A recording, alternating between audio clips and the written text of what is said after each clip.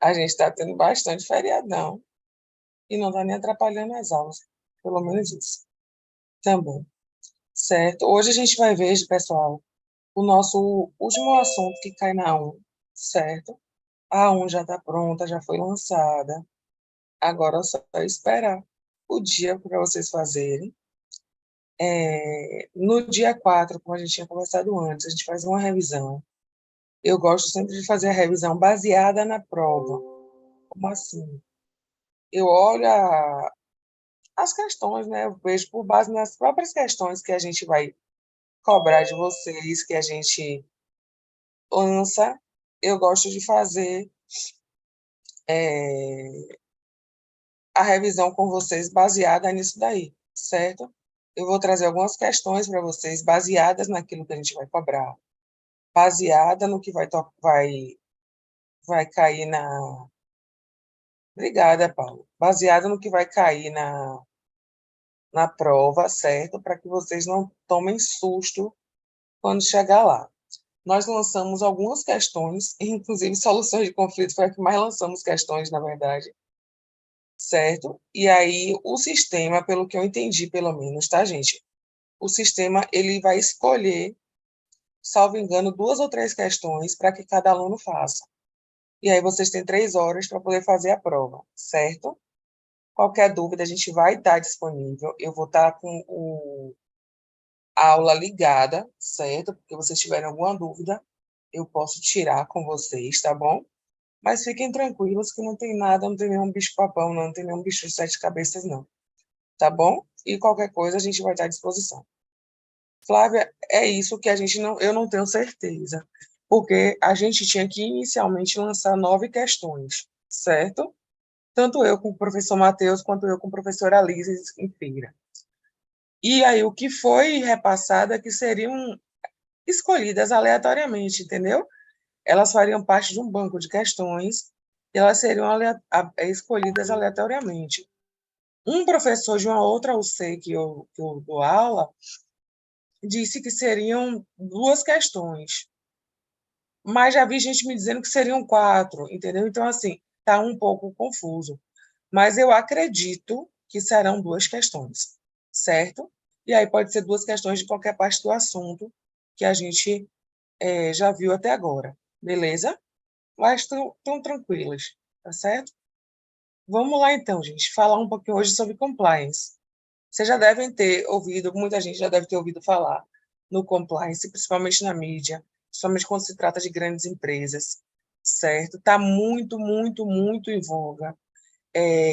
Quem aí está procurando uma área para se identificar no direito, uma área que acredite que esteja com menos gente atuando, certo? Com mais possibilidade de crescimento. A área do compliance hoje é uma das que mais crescem, certo? E é das que mais precisam de gente especializada, certo? Eu acho que eu já conversei com vocês sobre isso daqui, que é o direito, ele tem uma gama enorme de áreas que vocês podem atuar, certo? O negócio é você procurar uma que você se identifique e que possa te fazer ser não apenas mais um, mas que você tenha destaque naquilo que você está fazendo. E o compliance hoje é uma área que está precisando de gente, assim como o direito médico, para quem se interessa, o direito digital também é uma área que está crescendo muito, certo? Então, assim, são áreas que vocês podem aí depois dar uma olhadinha com mais carinho, que eu acho que vai ter gente que pode seguir e que, se especializar, se tiver um destaque na área, com certeza vai ter um bom andamento. Oi, Juliana, a aula vai ser online mesmo. Eu não tenho como fazer presencial em feira, porque a turma de Salvador senão ficaria prejudicada, assim como o inverso também sairia no prejuízo, certo? A gente vai fazer ela online, nossa revisão online, beleza? Vamos lá. E, começando aí, quando a gente fala sobre compliance, a primeira coisa que a gente tem que fazer, poxa, o que está passando? Agora foi. É falar o que é, de fato, o compliance. De onde esse bicho veio, como é que ele faz, de onde é que ele apareceu aí, o que é que ele significa na nossa vida e como é que isso pode se relacionar com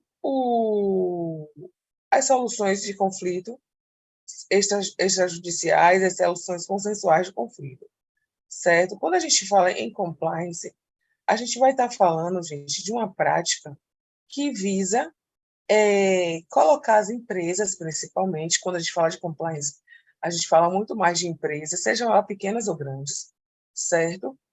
Colocar elas em conformidade, certo? Com as demais regras que existam no mundo jurídico e também com regras internas da própria empresa, certo?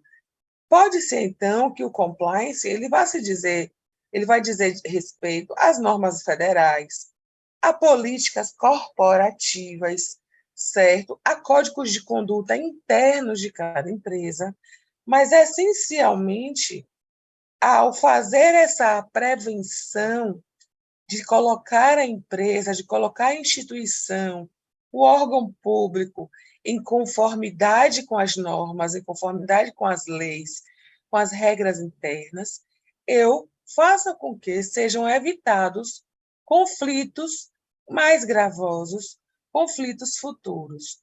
É como se eu colocasse com o compliance uma barreira que ainda que possa ser vazada, mas que existe, certo? Para que problemas não aconteçam com infração às normas, com infração aos regimentos internos dele, às normas de compliance de cada empresa, certo? Esse nome compliance, ele deriva, como está aí no volte slide, como está aí no nosso slide, certo? Do verbo comply, do inglês, que vem dizendo para a gente justamente isso, que é o agir de acordo. Agir de acordo a uma determinação, a uma vontade, a uma lei, certo? A um regimento, certo? E que, ao estar em conformidade com aquela norma, ao agir de acordo com aquelas determinações, eu vou estar em conformidade. Eu não vou estar infringindo normas, nem atraindo penalidades para mim, nem atraindo possíveis punições, certo? Que podem ser extremamente graves. Quando a gente vê uma empresa, se vocês entrarem na maioria das empresas públicas, principalmente, sociedades de economia mista, se vocês entrarem no site dessas empresas, vocês vão ver que muitas delas têm lá o código de conduta, o regimento interno da empresa, certo? Comecei agora, Clara. O regimento interno da empresa. E por que ela precisa daquilo? Porque ela precisa fazer com que, dentro do seu ambiente também, não só para fora, certo? As pessoas que ali atuam tenham regras que devam seguir. Por exemplo, no conselho que eu trabalho, é proibido qualquer pessoa entrar de bermuda. Não pode.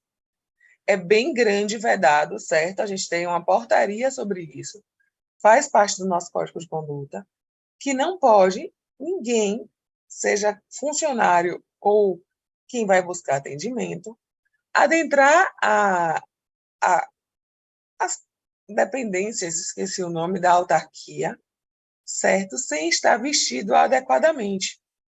E esse vestido adequadamente, a gente colocou lá o que é que podia e o que não podia. Bermuda é uma delas. Não pode, certo?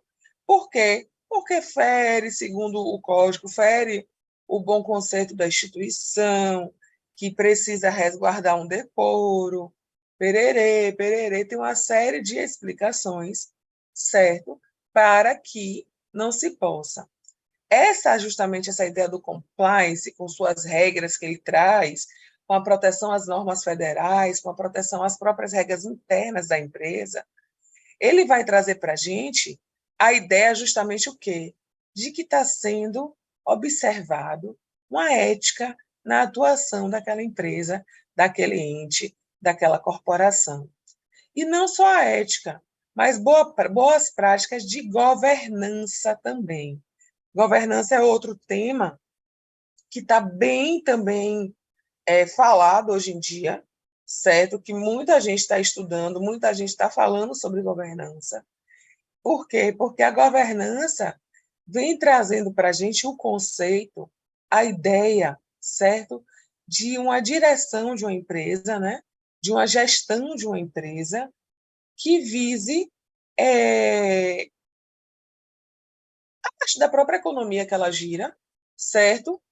A conquista de objetivos sociais, de objetivos coletivos. E não só a conquista, mas a manutenção desses objetivos sociais. Então, percebam que quando eu falo do compliance, para que não tenha infração a normas, para que se minore as chances de risco, e falo da governança, eles se conversam entre si, certo? Um para o outro precisa existir.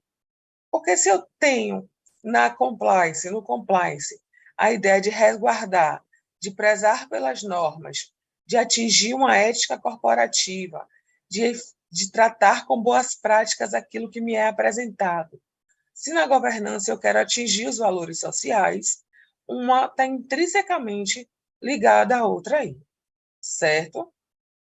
Como eu já disse a vocês, na compliance, certo? Eu vou buscar a observância, eu vou observar a adequação do andamento daquela empresa, não apenas as minhas regras internas, mas, sobretudo, as normas externas.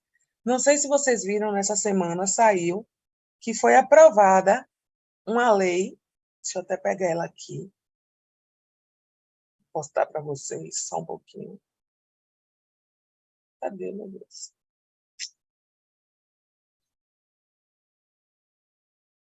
Deixa eu só abrir a página direita aqui, gente. Deixa eu ver.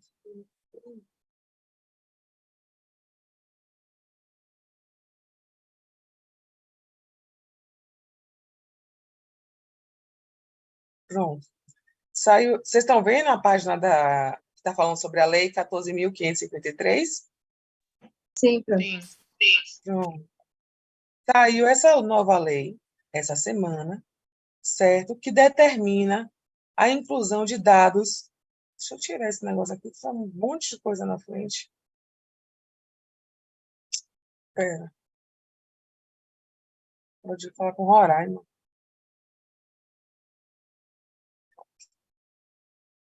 Determina a inclusão de dados sobre raça em documentos trabalhistas. O presidente Luiz Inácio Lula da Silva sancionou a Lei 14.553 de 2023, que determina a inclusão de informações sobre raça em documentos onde a pessoa trabalha.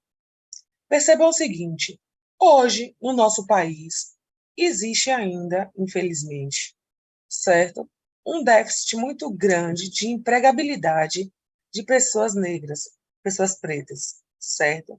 Pelos mais variados motivos diversos que a gente sabe todo para onde caminha, certo? É verificado em diversas empresas, em diversos segmentos, que as pessoas pretas elas ganham salários menores, certo? Que tem menos chances de crescimento dentro da empresa, uma série de fatores desse tipo. Com essa lei, com essa nova lei, se determina hoje que as empresas coloquem lá nos assentamentos pessoais de seus empregados, certo? A questão da raça. À primeira vista, a gente pode pensar assim, mas o que é que isso vai influenciar? Para que isso? É importante, gente, de uma forma, porque a gente, com isso, vai ter registros corretos em relação à empregabilidade, certo? E da diversidade de raças que estão sendo contratadas ou não, de raças.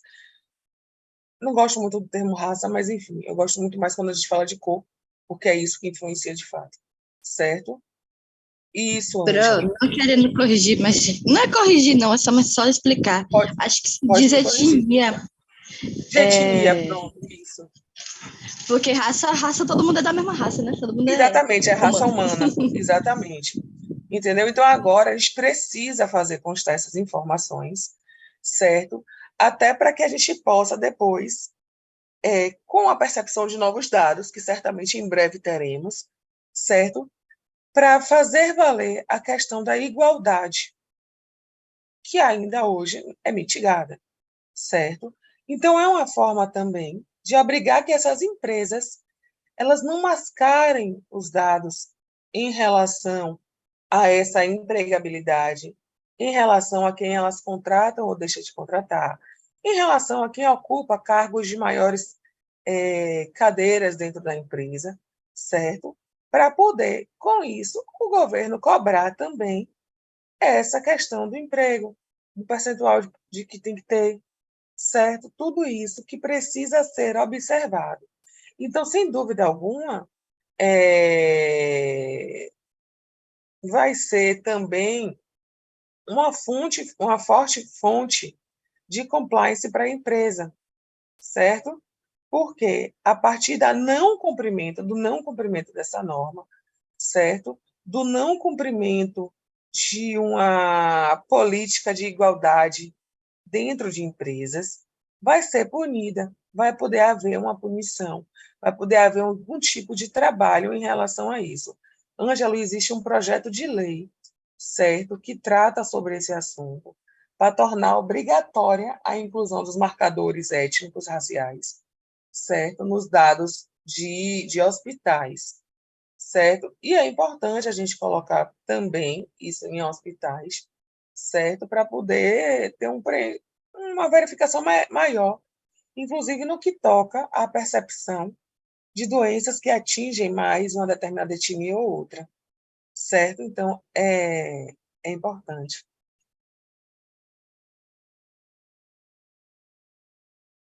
Paulo, tem essa divergência. A raça, como Giovana falou, eu disse que eu não gosto muito do termo raça, justamente porque raça somos todos da raça humana. Certas etnias divergem, a questão da cor da pele diverge, mas existe muita celeuma em torno disso. Pois é, seu pai é negro e sua mãe é ruiva, e você nasceu no meio aí, e no documento está pardo. Acontece muito isso no Brasil hoje, a gente tem um problema sério de heteroidentificação, certo? Da questão enfim,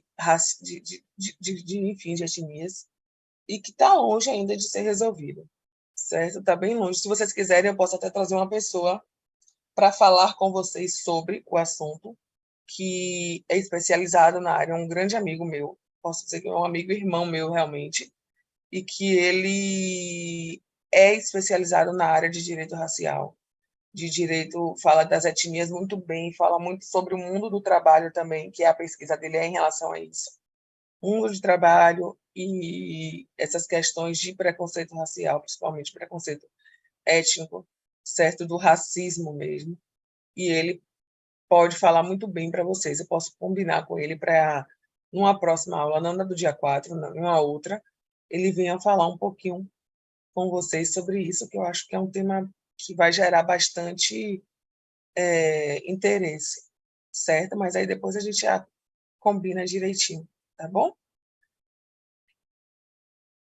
É muito pouco discutível do mesmo. A gente acerta direitinho, tá bom, minha gente? Na próxima aula, pós A1, a gente faz essa, essa discussão, certo? Baseado nas leis que a gente tem hoje.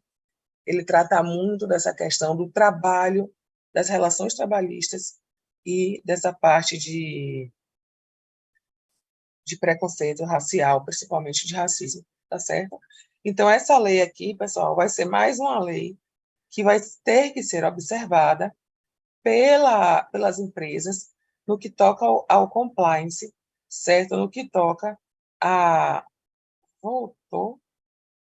Eu não sei o que foi que eu fiz aqui agora. Agora voltou.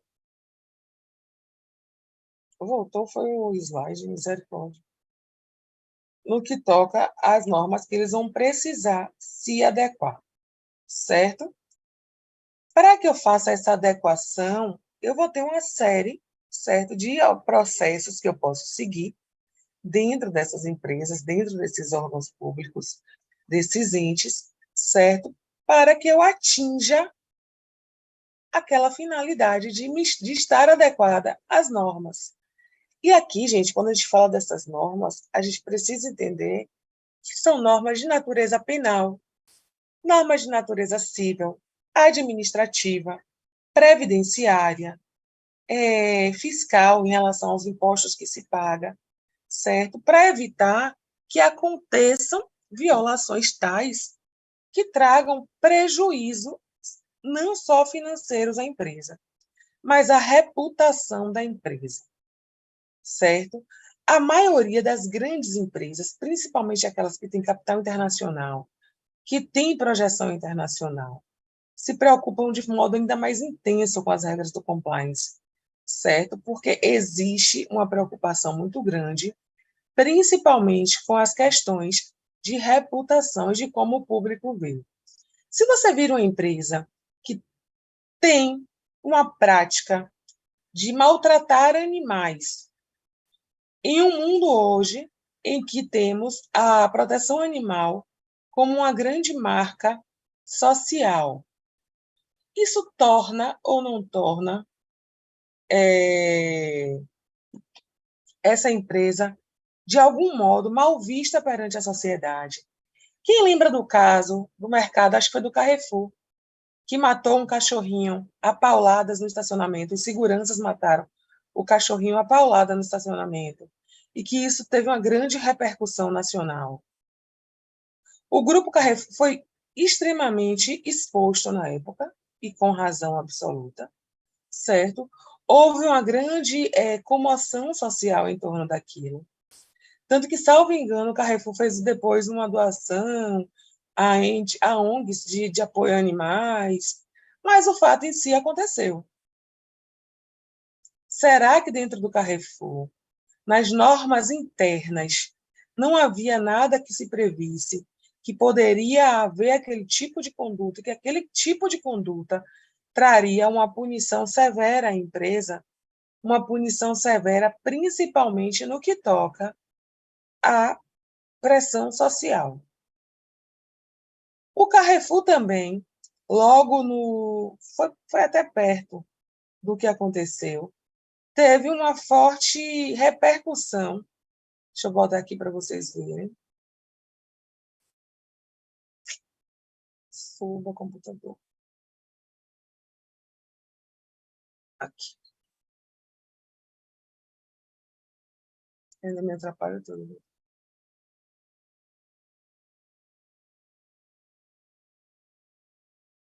Teve uma forte repercussão aqui, gente, de Carrefour, em relação ao caso dos seguranças que mataram um homem, né? Um homem negro, no Dia da Consciência Negra, inclusive, no estacionamento do mercado, certo? A, a, na porrada. Mataram ele realmente na porrada, na tentativa de contenção. Foi logo após o caso do George Floyd lá nos Estados Unidos, que teve uma grande repercussão, certo? E logo após a gente teve isso aqui no Brasil, o espancamento de um homem até a morte no estacionamento do Carrefour. E esse artigo que eu estou mostrando aí a vocês, ele trata justamente da ineficácia dos programas de compliance em relação a esse grupo do caso Carrefour e em relação a outras tantas empresas. A forma como se orienta os seus funcionários a agir, a forma como se norteia a atuação do funcionário e de todos que compõem a empresa, de toda a estrutura, certo? Frente a situações, frente à lei e aos regimentos internos da própria empresa. Questionou-se por muito tempo se era uma orientação do próprio Carrefour a conter clientes daquela forma em caso de algum problema. E o Carrefour foi na mídia dizer que aquilo ali não era orientação, que eles prezam pela igualdade, que aquilo dali não foi... Eu lembro muito bem que houve uma tentativa de se dizer que aquele cliente que foi morto, ele estava procurando confusão, ele estava agredindo a mulher dele, supostamente agressão à a mulher não, a caixa do supermercado, e que aquilo ali que motivou uma ação mais enérgica dos seguranças. Mas a questão houve a morte de uma pessoa nas dependências de uma empresa. Houve a morte de uma pessoa por espancamento, certo, por funcionários de uma empresa, o que não poderia ser admitido, obviamente, certo, em canto nenhum. Uma E, outra. professora, vale ressaltar que se fosse uma pessoa branca, e mesmo que se tivesse agredido alguma mulher lá dentro do mercado, a conduta que eles levariam seria totalmente diferente, a gente tem total noção disso. Com certeza, a gente não esquece isso, não. De modo algum, assim como o caso do George Floyd lá nos Estados Unidos, certo? Sobre esse assunto, gente, eu recomendo que vocês vejam. Até tem um filme na Netflix. Ele é bem curtinho, ele tem 30 minutos só. Não sei se vocês já assistiram, mas assim, eu já assisti ele algumas vezes, porque ele é impactante demais, apesar de curtinho, ele traz para a gente umas lições assim bem forte. O nome do filme é Dois Estranhos. Ele é bem pequeno, Dois Estranhos. Salvo engano, ele ganhou foi o Oscar de curta-metragem que ele ganhou, foi. Ele é bem forte e ele mostra justamente, foi na perspectiva do George Floyd que a gente aplica esse caso da Carrefour. A forma como o negro é tratado no seu dia a dia, não importando a situação. E ele vale a pena ser assistido, vale a pena vocês verem, né? Quem já viu aí pode ter a noção do que eu estou falando, mas é um filme que realmente retrata muito a realidade que nós vivemos, infelizmente. O outro caso que eu trago para vocês aqui é o caso que saiu agora recente, vocês podem ter visto aí no Instagram, na internet, que foi o caso do Banco Inter, que ele trazia uma listagem de coisa, 14 normas, como está aí, certo? Era uma mini cartilha do que os funcionários deveriam evitar ou não. Cabelo sem corte, cabelo bagunçado, chulé, bolsa velha, roupa amassada, dentre outras tantas coisas, maquiagem chamativa demais ou sem maquiagem. Tudo isso aí eles exigiam, eram dicas de comportamento, mas que geravam punição se não cumpridas, que os seus funcionários Você acha que Tom Cruise é louco? Então você tivessem precisa conhecer. cumprido para não ocasionar, segundo eles, um abalo à imagem da empresa. Lingerie marcando, como está aí, roupa com pelo, gente. Quem tem bicho aí sabe que às vezes fica agarrado na roupa, pelinho do cachorro, do gato, ou aquelas bolinhas que vêm até da máquina de lavar muitas vezes, certo? Não pode botar muito perfume, nem pode estar fedido, não pode ter mau hálito. Sobrancelha sempre feita, e unha sempre feita também, certo? Então, todas as exigências eram feitas aí para que as pessoas tivessem que cumprir, tivessem que observar. Pois é, Luiz, imagine. As empresas aéreas também enfrentaram grandes problemas com isso, porque eles exigem ainda, algumas exigem ainda, que as aeromoças, os comissários de bordo, estivessem sempre bem maquiados, certas mulheres bem maquiadas, com sapatos de salto alto e meia calça. Aí você pode pensar, mas que besteira, está bem apresentado por ali. Imagine isso num voo de 15 horas. A pessoa está ali 15 horas ininterruptas, com um sapato de bico fino, com um salto alto, apertando o pé. Numa situação em que a circulação já é prejudicada, certo? Pois é, tem aula que a Vitória está falando, inclusive tem aula de maquiagem e penteados, justamente por conta dessa exigência, certo? E que era uma condição que prejudicava, assim, aqueles funcionários.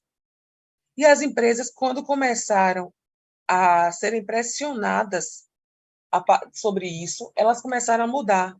A Gol, hoje em dia, já permite a utilização de salto baixo. Você já vê uma flexibilização maior. Mas, ainda assim, muitas ainda persistem. Eu fiz uma viagem que as aeromoças tinham que viajar o percurso todo com, tipo, uma boinazinha, com um lenço cobrindo, assim, era uma companhia aérea dos Emirados Árabes, então aquele negocinho, assim, das árabes, né, que cobre, assim, o rosto, não sei o quê, e de salto alto, 15 horas de viagem. Quão absurdo é isso? Quão isso fere os próprios direitos da dignidade da pessoa humana? E o compliance, ele tem que se preocupar, né, com essas questões também da dignidade da pessoa humana, até porque ele está voltado junto com a governança, né, a atingir um melhor, foi a Emirates mesmo, Gabriel, a atingir um melhor bem para a sociedade, o que vai perpassar, obviamente, no respeito à dignidade da pessoa humana, certo? Então, gente, a compliance, ou compliance, como vocês queiram chamar aí, eles vão ter que estar muito preocupados com essas regras também em relação aos seus funcionários, em relação à sociedade de um modo geral, em relação à nossa vida de uma forma geral, certo? Todas as companhias aéreas, como a Vitória falou aí, elas exigiam muito isso. Hoje que está sendo flexibilizado, mas tem algumas que ainda permanecem, como a Emirates, ainda tem uma política muito séria, não posso dizer que seja séria, é uma política muito absurda em relação a essas questões das aeromoças e dos comissários de bordo, certo? Dando seguimento aqui. O compliance no mundo, ele começou a ganhar fôlego, a surgir, de fato, como é que o povo deveria ser descuidado para a empresa chegar nesse nível? Eu não acho não, viu, Giovana? Eu acho que é muito mais uma questão de, de mentalidade de uma empresa, certo? Que acredita que você vender a imagem do seu funcionário é mais importante do que você dar um bom tratamento a ele, do que você dar os subsídios para ele, entendeu? Na Emirates, Vitória, não pode ter tatuagem, então eu estava bem lascada. Eu tenho 11 tatuagens. Misericórdia. Daniel, assim, a questão do ambiente e cultura. No fórum você tem que estar com a roupa padrão para entrar. Mas, veja bem, se uma empresa fala, eu já vi empresa fazendo isso e foi punida, dizendo que quem tinha o cabelo black não poderia andar com ele solto, certo? Você tinha que prendê-lo enquanto você estava na dependência de trabalho. Uma pessoa que era minha assistente num ente público que eu prestei assessoria por um tempo, um dia eu cheguei lá, ela estava chorando muito, falando que ela tinha sido vítima de racismo dentro da empresa. Eu levei ela para conversar comigo, para saber o que é que se tratava, o que é que estava acontecendo, até porque sou do jurídico também, mas tinha um carinho especial por ela. E ela me falou o seguinte: ela tem o cabelo bem cheio, um cabelo crespo, cheio, e ela nesse dia tinha ido com o cabelo solto. E aí uma pessoa do RH da empresa chegou para ela para falar o seguinte: o seu cabelo está parecendo. Falou um termo lá, que eu não me lembro agora exatamente o que era. E aí ela perguntou: o que é isso? Eu não sei o que é isso que você está falando. Aí, se aqueles negócios que bota do lado dos jegues para poder levar as coisas, está parecendo que você está com 2 disso de cada lado de sua cabeça. Seu cabelo parece isso. Por que você não prende? Uma pessoa do RH falou isso com ela. Seu cabelo está dessa forma, tipo, fazendo uma alusão, né? De que era como se a cabeça dela fosse o centro, né, do burro, do jegue, e que o cabelo era tão coisa que estava chamando a atenção desse nível. E no mesmo momento falou: e esse seu batom, você também não acha que não combina com você? E a moça falou: mas não combina por quê? Fica melhor em gente branca. E ela estava chorando muito, gente, quando eu cheguei. E eu digo a vocês que eu chorei com ela, quando eu soube do que aconteceu. Porque isso, para mim, não existe. Isso é extremamente absurdo, certo? Então, assim, não deveria ter lugar em lugar nenhum, muito menos dentro de uma empresa, muito menos sendo proferido por uma pessoa dos recursos humanos da empresa. Quem já me conhece aí pode presumir a confusão que eu fiz no lugar nesse dia, porque eu comprei a briga e tinha que comprar, obviamente, certo? E foi uma confusão feia, porque não é admissível, certo? Não é admissível.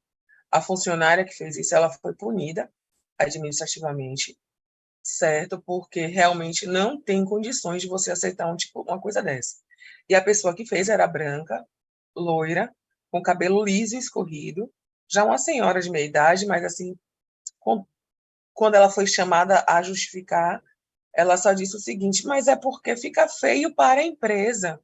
Imagine uma pessoa chegar para ser atendido e ver um cabelo desse jeito. Eu disse: qual é o problema com o cabelo dela?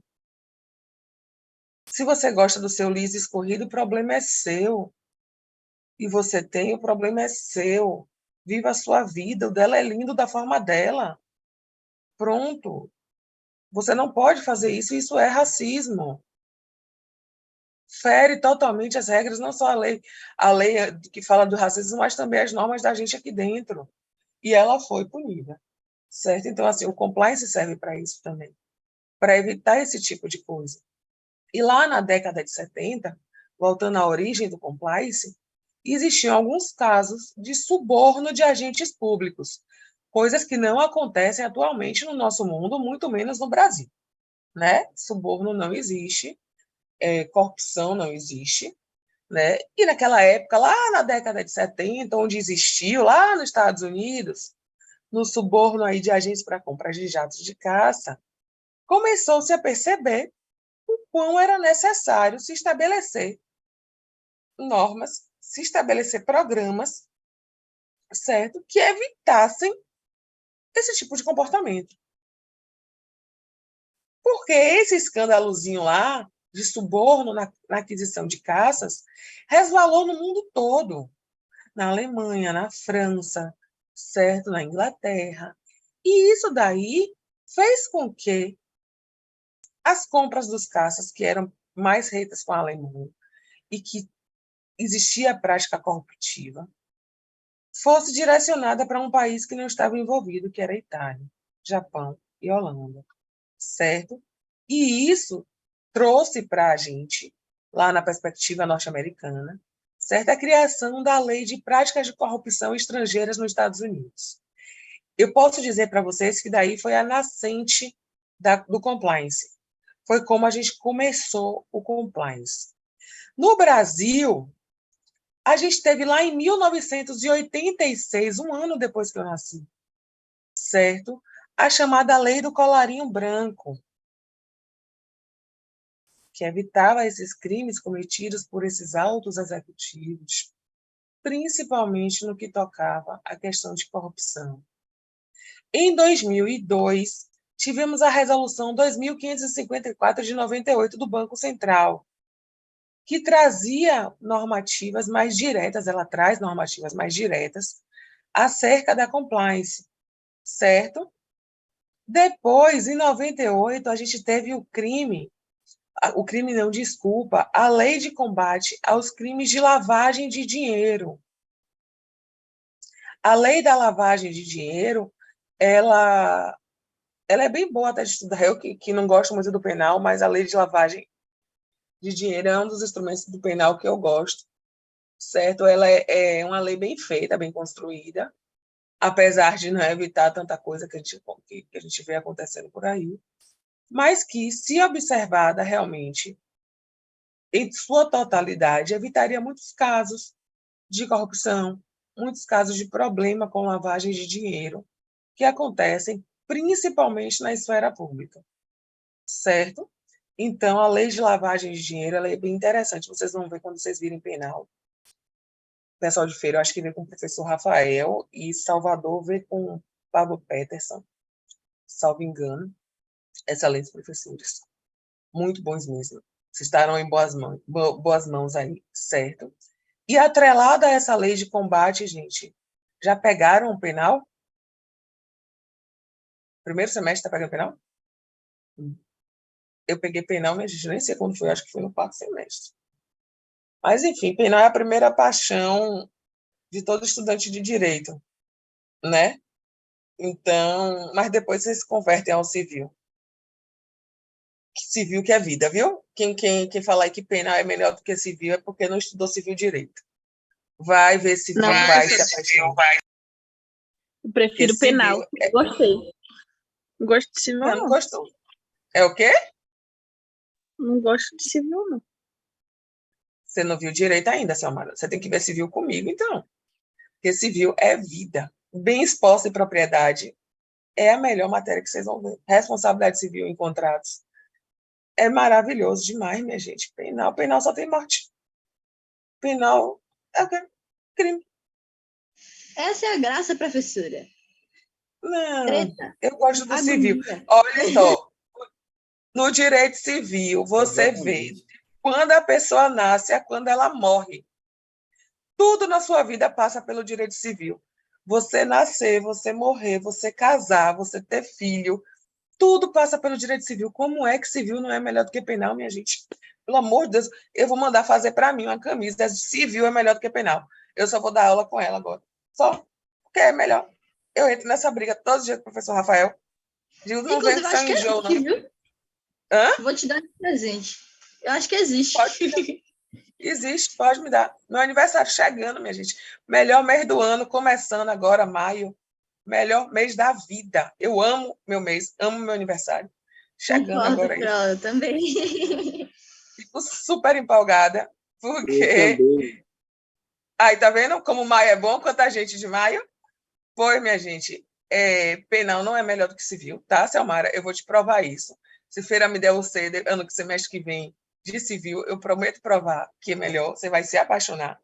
Vocês todos aí que já viram penal vão esquecer professor Rafael, certo? Vão esquecer Pablo Peterson aqui também.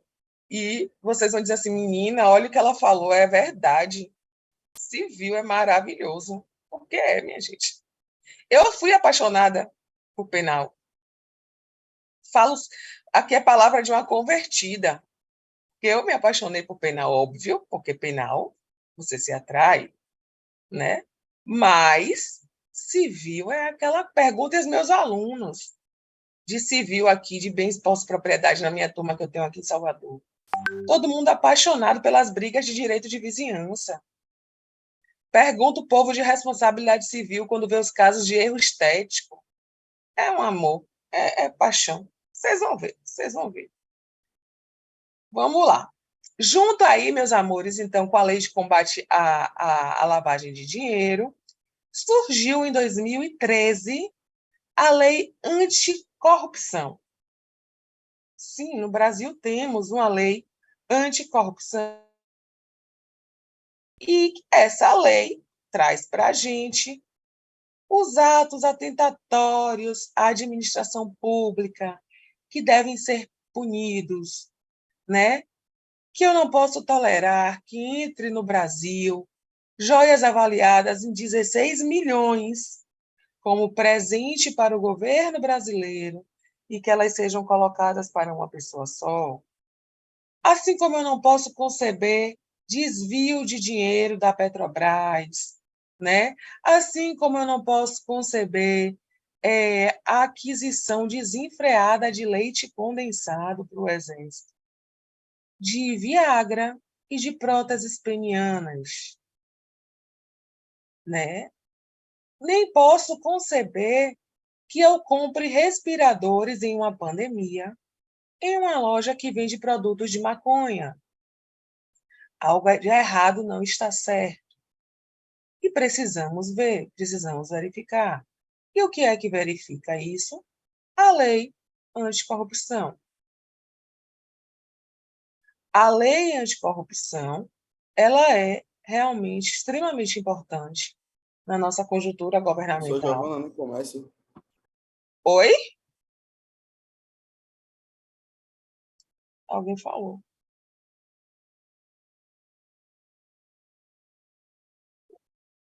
Quem foi que falou, minha gente? E aqui eu não estou defendendo político nenhum, não, viu, minha gente? Pelo amor do Senhor Jesus Cristo. Antes que venha dizer que eu falo de um, falo de outro, eu meto pau em todos, viu? Quem me conhece sabe que eu meto pau em todo mundo. Eu não tenho isso comigo, não, nem partido, nem político. Eu quero é que façam certo, porque o dinheiro que banca aquilo ali é o nosso dinheiro, com pagamento de imposto, com pagamento disso tudo lá. Eu não tenho joia de 16 milhões, nem de ter, porque eu não sou rica, nem serei, só sou ganhar na Mega. Certo? Nem também a ter um cargo Certíssimo, público professor. no governo de ganhar milhões e começar como estagiária e virar alta executiva milionária. Então, assim, eu falo de todo mundo, viu? Então, assim, não pensem que eu estou pendendo para nenhum dos lados, porque não estou. Eu falo do que está na mídia, o que todo mundo sabe aí que está acontecendo, certo? Uma outra lei muito importante, e que aqui também, gente, para quem começa a pensar aí na área de atuar, é uma coisa que está carente de profissional, assim, que vocês não têm noção, certo? Que está muito, muito realmente assim em voga, que está muito realmente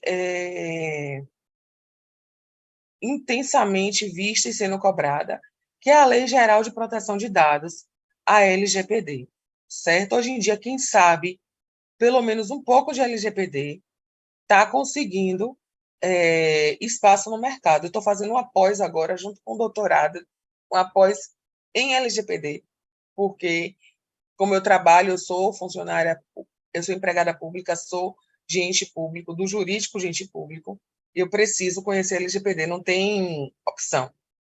Entendeu? Eu já tinha estudado um pouco, mas eu entendi que eu precisava aprofundar mais e procurei uma especialização em LGPD para fazer. Essa Lei Geral de Proteção de Dados, ela é de extrema importância porque ela vai cuidar justamente da forma como as empresas tratam os dados dos seus clientes, dos seus usuários, certo? Existe uma série de regras que precisam ser cumpridas na estrutura de uma empresa, certo? De um ente público, do que seja, para que evite o vazamento de dados. Vocês todos já devem ter visto aí. Twitter, STF é invadido, os bancos de dados do STF foi invadido um dia desse.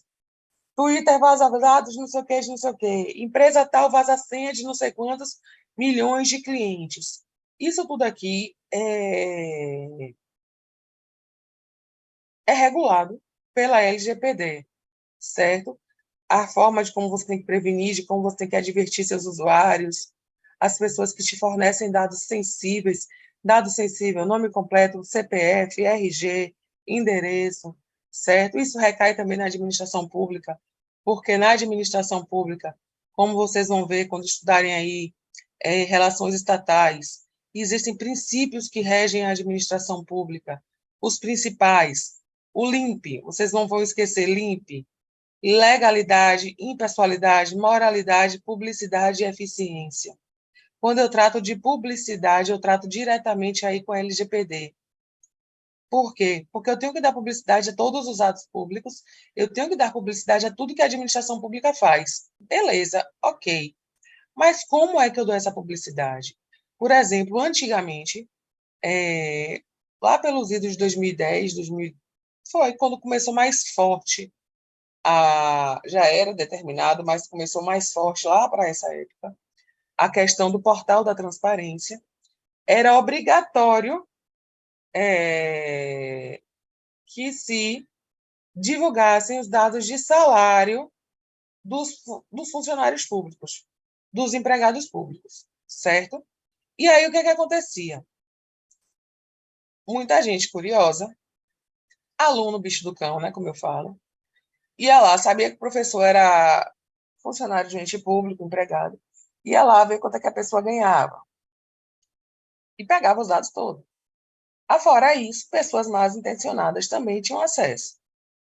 E aí, como uma forma de mitigar esses riscos e não descumprir a questão da transparência, o princípio da publicidade, começou-se a se adotar a publicação até do nome da pessoa, mas não se publicava o CPF. Para você conseguir pegar os dados de salário, você tinha que requerer a empresa. Começou a se fazer alguns mecanismos, certo, que tentavam mitigar essa exposição muito exacerbada.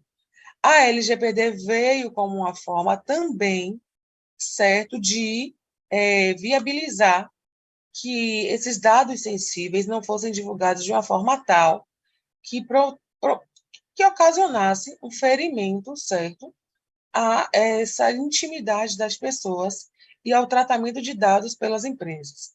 Por exemplo, no meu conselho, as pessoas se inscrevem para obter a autorização de exercício de uma profissão. A gente tem ali RG, o CPF, data de nascimento, endereço, título de eleitor, tudo daquela pessoa. Se a gente tem um vazamento de sistema, a empresa é punida, porque a gente tem que ter um firewall muito desenvolvido, tem que ter esquemas de proteção de rede muito desenvolvido para proteger os dados. É isso, basicamente, que a LGPD entrega para a gente. Você é responsável por dados sensíveis, você tem que envidar todos os esforços necessários para que esses dados não sejam vazados, para que as pessoas que confiaram os dados a você não sejam prejudicadas e elas tenham a segurança de que estão dando, certo,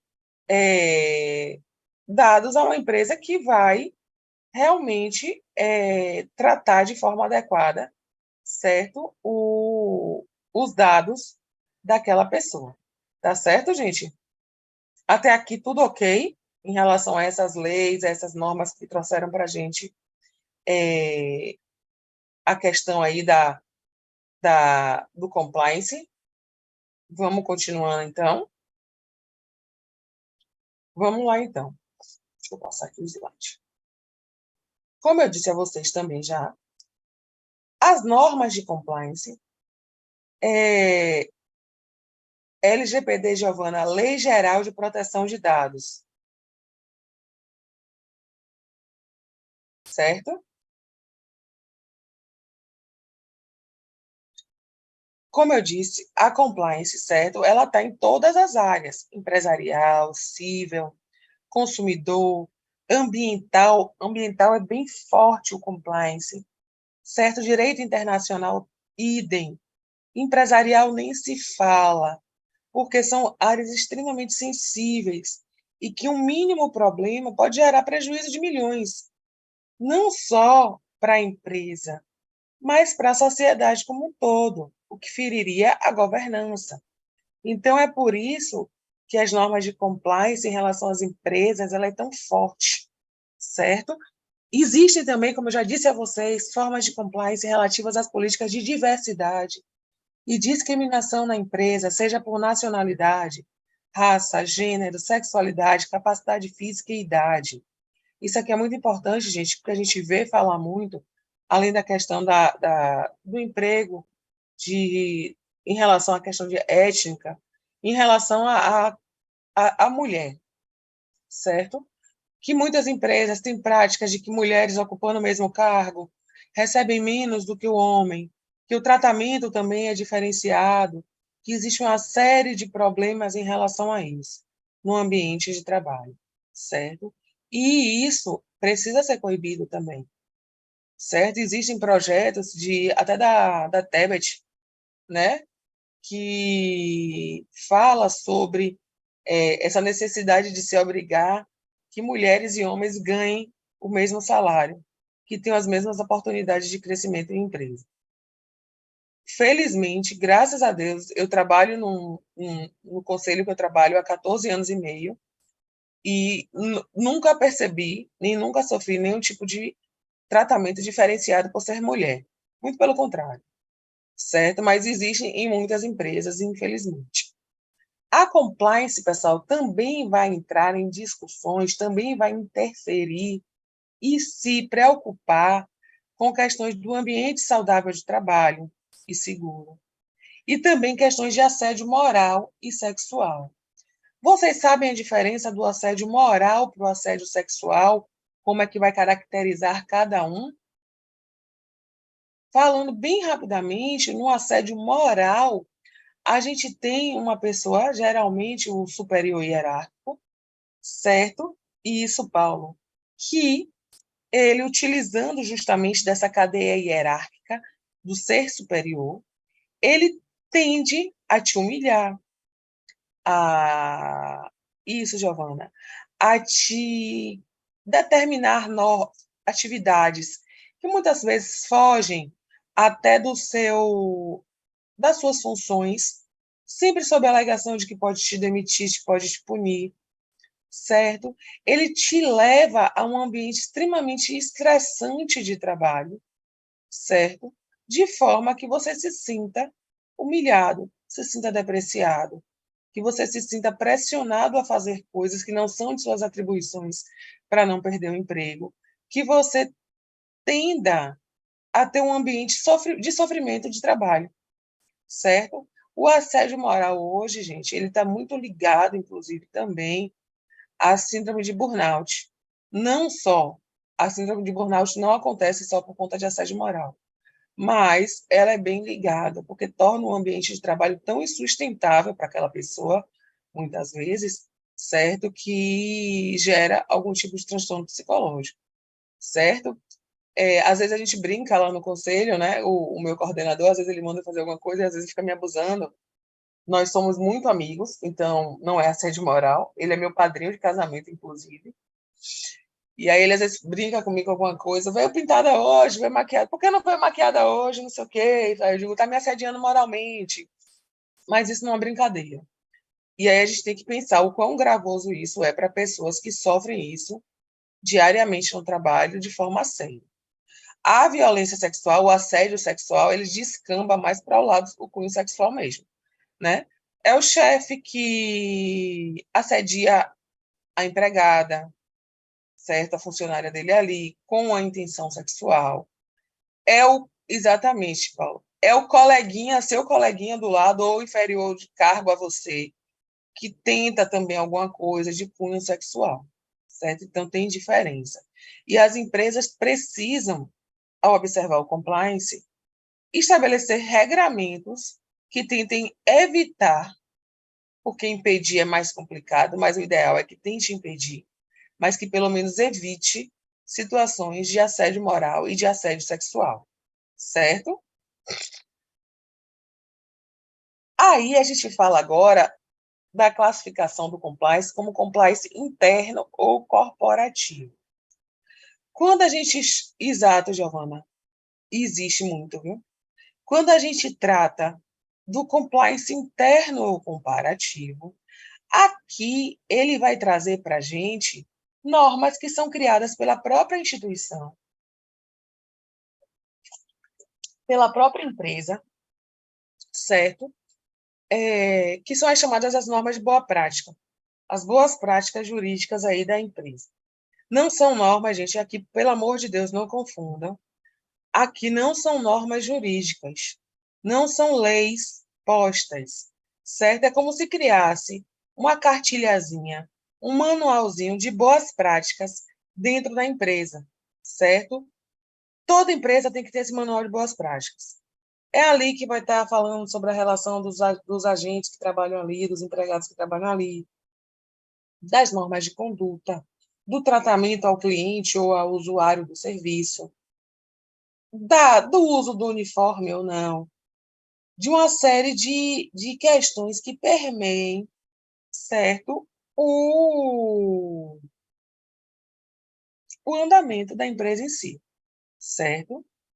O mundo todo, de uma forma geral, como eu disse a vocês, hoje em dia utiliza dessas regras de compliance, dessas chamadas boas práticas, certo? Para poder evitar problema com seus funcionários, com os usuários do serviço, com os clientes, com os pacientes, com quem quer que seja, com o consumidor de um modo geral. Não é o RH que faz isso, ao menos não deveria ser o RH. Na prática, quem faz, muitas vezes, em empresas menores principalmente, o RH. Em grandes empresas, existe setor de compliance, certo? Separado do setor de RH. O setor de compliance tem nós, advogados, certo? Mas vai ter psicólogo, vai ter contador, vai ter gestores de um modo geral, porque se entende que o compliance, ele interliga áreas de atuação. Ele traz para mim diferentes tipos de perspectivas que precisam ser observadas dentro de uma empresa. E por isso é como se eu precisasse de uma equipe aí multidisciplinar, certo? Para que a gente possa ter esses regramentos aí de boas práticas observados e criados principalmente, certo? Essas políticas internas de compliance, como está aí para vocês, elas vêm baseadas numa análise dos riscos financeiros, legais, cibernéticos, pessoais, coletivos. Como assim, Pro? Como são esses riscos aí? O que é isso? Tomando por base novamente o caso da Carrefour e do assassinato por espancamento de um cliente. Será que no treinamento dos funcionários, que podiam até ser terceirizados, geralmente são, da segurança, existiu algum momento, agora certamente existe, mas antes do fato, será que existia algum tipo de regramento, algum tipo de preocupação, como a forma de abordagem aos clientes? Como determinar que não fossem utilizadas práticas interventivas tais que pudessem ocasionar a lesão, a morte de um cliente? Ou será que era só assim, você está aqui para controlar a ordem, certo? Qualquer fato que ocorrer, contém a pessoa. Dê seu jeito aí, contém a pessoa, conduza a delegacia se necessário, tipo, dê seus pulos. É isso ou não é, minha gente, que a gente vê quando há uma orientação para seguranças de uma forma geral? Será que quem é de feira aí, que deve ter visto acontecendo, ouviu passando na televisão, a mulher dançando lá na paz do Senhor Jesus Cristo no micareta de feira, fora da rota do policial, não estava tapando o caminho do policial. O policial veio, deu-lhe uma cutucada nela com o cacetete. Ela virou assustada, ele não gostou, bateu nela com o cacetete. E veio logo atrás outro que meteu-lhe a porrada mais forte ainda com o cacetete a troco de nada. Será que a Polícia Militar da Bahia, em seus regramentos, em suas normas internas lá, fala ao policial, tá passando no carnaval, desce-lhe o cacetete em quem porventura tiver um pouquinho na frente ou não. Ou para abrir caminho pode bater. Carnaval de Salvador, quem nunca teve medo de quando viu a fila da PM vindo, de você cuidar de sair da frente logo? É seu irmão, Paulo, o policial? Possivelmente ele vai responder alguma coisa, né? Porque esse vídeo está passando todo e direito aí, em tudo quanto é lugar, e que tendo como uma atitude realmente que não deveria ter sido tomada, até porque a mulher não estava na frente. Se ela xingou, se ela fez alguma coisa, eu não sei. Mas ela não estava na frente, certo? E isso possivelmente vai gerar uma repercussão. Por quê? Porque quando a gente trata do compliance, a gente tem que verificar todos esses riscos que podem acontecer e pode resvalar na empresa. Quando você vê um policial em uma ação que para o mundo não é correta, logo esquece, eu não sei não, porque esse negócio está passando todo dia. Essa semana eu já vi bem passando umas 4 vezes. Mas, enfim, no carnaval é muito comum. Mas vem cá, isso traz para a gente uma boa imagem ou uma imagem ruim daquela empresa, daquela corporação? Será que é isso que a Polícia Militar quer transmitir para o mundo? Ou a Polícia Civil, a Polícia Federal, qual polícia que seja, entendeu? Será que o Carrefour, quando o segurança matou o cara espancado, queria transmitir para o mundo a imagem de que naquele lugar existiam pessoas extremamente agressivas a ponto de matar outra espancada? A polícia lá dos Estados Unidos, ao matar George Floyd, era essa a imagem que ela queria passar para o mundo? O próprio Carrefour, né? Pois é, Paulo, verdade, e Giovana. O próprio Carrefour, quando matou, o segurança matou a cachorrinha. Será que era aquela imagem que queria se passar de que eles não respeitam os animais e que eles maltratam animais? Então, quando eu trato das políticas internas, minha gente, do compliance, as políticas internas de um ambiente corporativo, eu tenho que pensar nas ações que serão tomadas, nas práticas que serão exercidas e como isso pode me trazer riscos. E se esses riscos compensam ou não, e se esses riscos podem me trazer prejuízos sérios ou não. O caso do Carrefour, mais uma vez. Seguramente hoje, Dentro das análises de risco lá, vai estar a perspectiva da abordagem de clientes que estejam em algum tipo de atitude que precise de contenção. Vai estar lá a questão da proteção animal. Você pode até tirar o bicho daqui, mas não mate, não agrida, não faça nada. Talvez eles tenham até estabelecido uma parceria com a ONG de cuidado animal. Certo? Vai ter lá a questão do uso cibernético, de como é que se está utilizando, de como está se mantendo o site daquela empresa, se tem alguma coisa ofensiva, se tem alguma coisa que traga algum tipo de problema. Tudo isso precisa ser analisado, certo? À luz aí dessas políticas internas de compliance das empresas, certo? Para minorar os riscos que acontecem, para coibir práticas abusivas, para proibir práticas tendentes a ocasionar algum tipo de problema, certo? Já depois do compliance interno, nós temos o compliance externo ou regulatório. Gente, só um pouquinho aqui, me digam uma coisa. Eu posso levar a aula direto e a gente termina mais cedo, ou vocês preferem fazer um intervalo e a gente continua? Como é que vocês preferem? Porque Direto, compliance é mais professora. Por curtinho. mim, a senhora pode levar direto. Posso levar direto, então? Então, vamos lá. Se vocês cansarem, vocês falam que a gente faz um intervalozinho, tá certo? Mas, enquanto estiver aguentando aqui, a gente vai direto, então. Tá certo? Então, vamos lá. Além do compliance interno ou corporativo,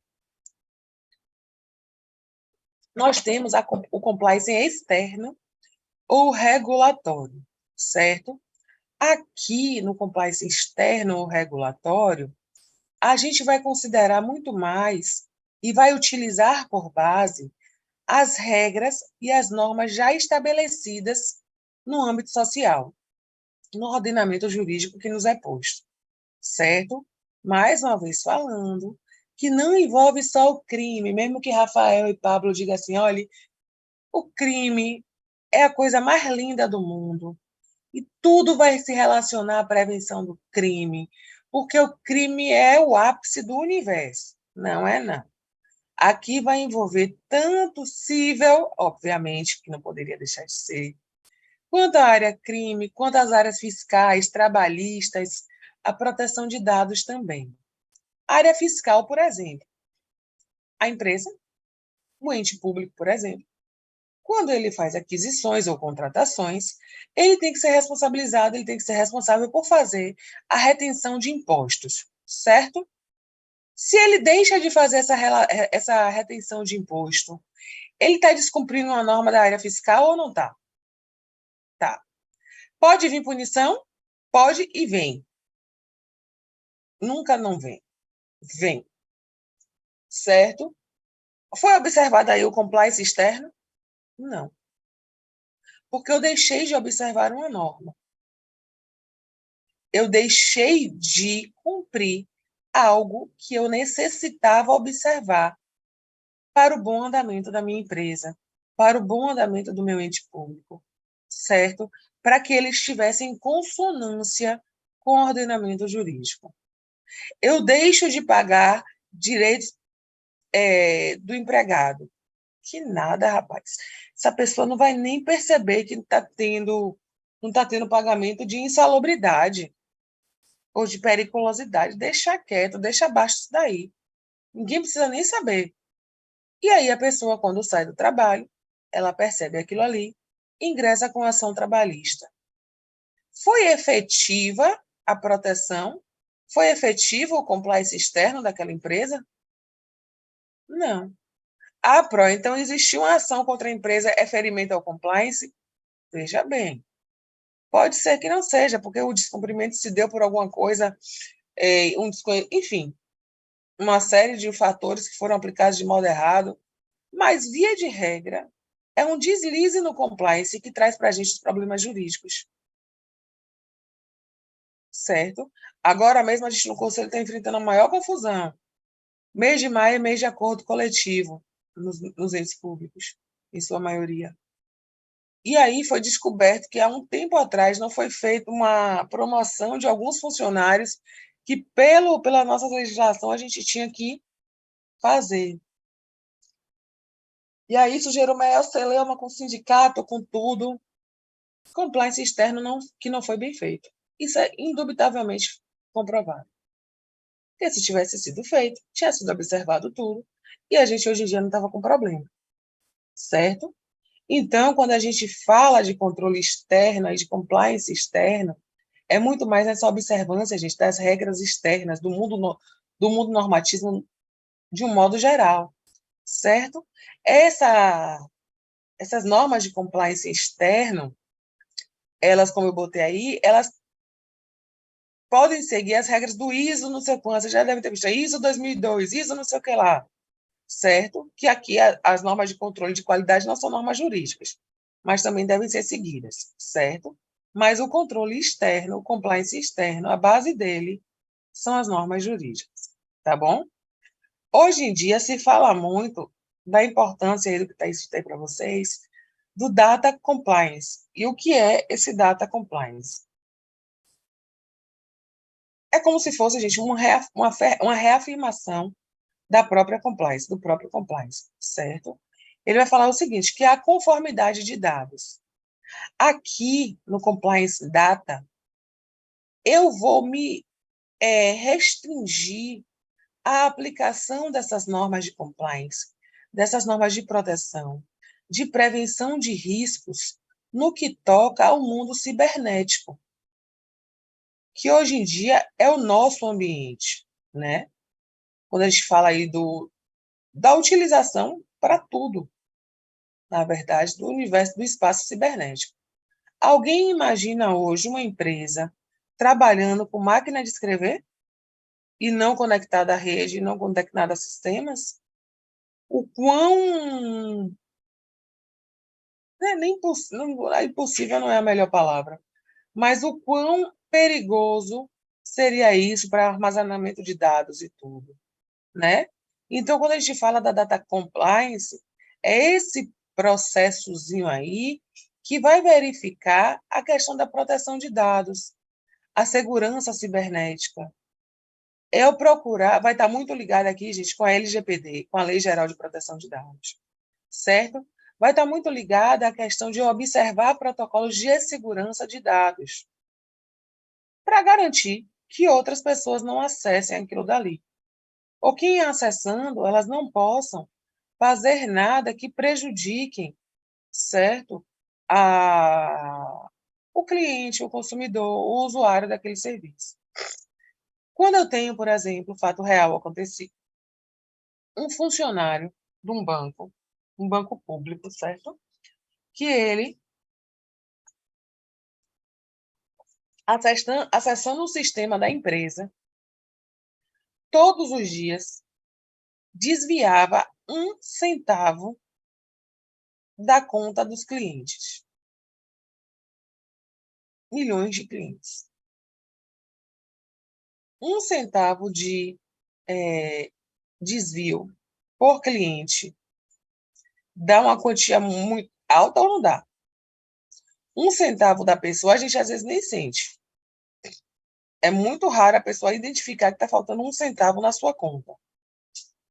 Mas foi um montante exorbitante, porque ele pegava de várias pessoas e foi percebido isso. A segurança de dados aí.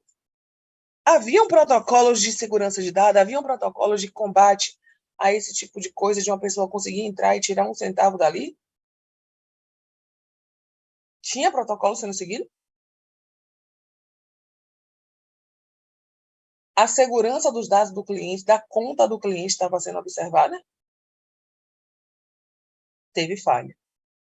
Aí vocês podem pensar, mas professora, o funcionário da empresa tinha acesso ao sistema. Como é que a empresa poderia coibir isso daí?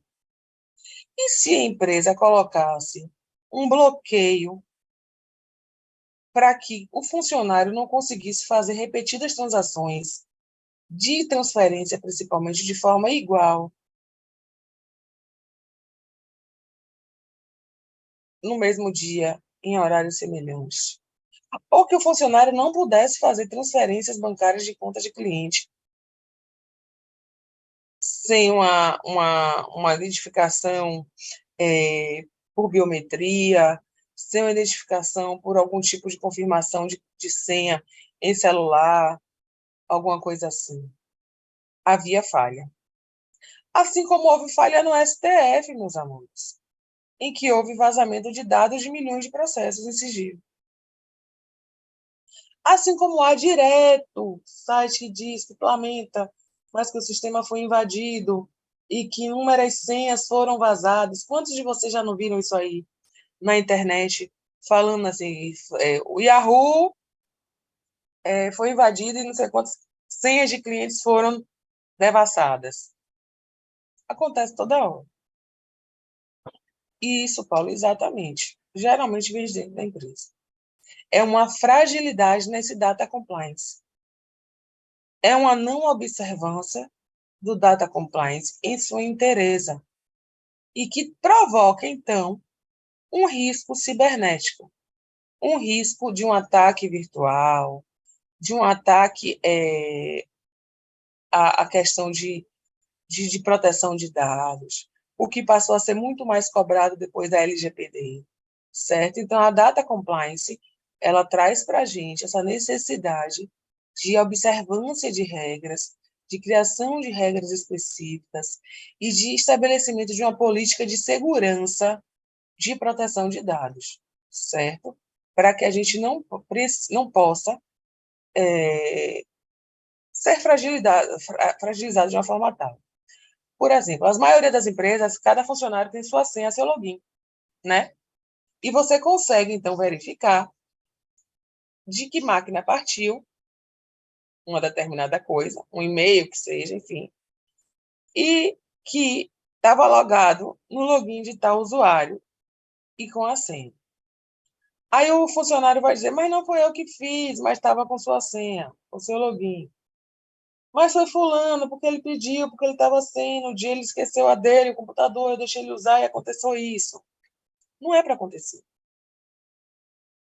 Porque é você que é o responsável por aquele seu login e senha. É uma forma de proteção, é uma forma de cumprimento do data compliance quando eu defino login e senha para cada funcionário.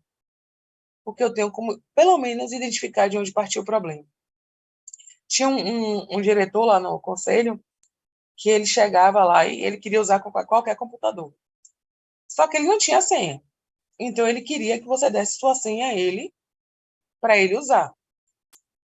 E aí, como eu fico alguns dias em home office, calhava dele chegar lá, via meu computador vazio, e ele pedia para usar meu computador. E aí, algumas vezes, ele ligava e fazia assim, passa a senha, para poder a gente usar. Não. Passa a senha para a gente usar. Eu preciso usar esse computador agora. E aí, a pessoa não conseguia entrar porque tinha que me pedir a senha. Algumas vezes me foi pedido, a contragosto, obviamente, eu dei a senha, né? Mas não de minha vontade. E aí, o que é que acontecia? Aquilo começou a me incomodar, por quê?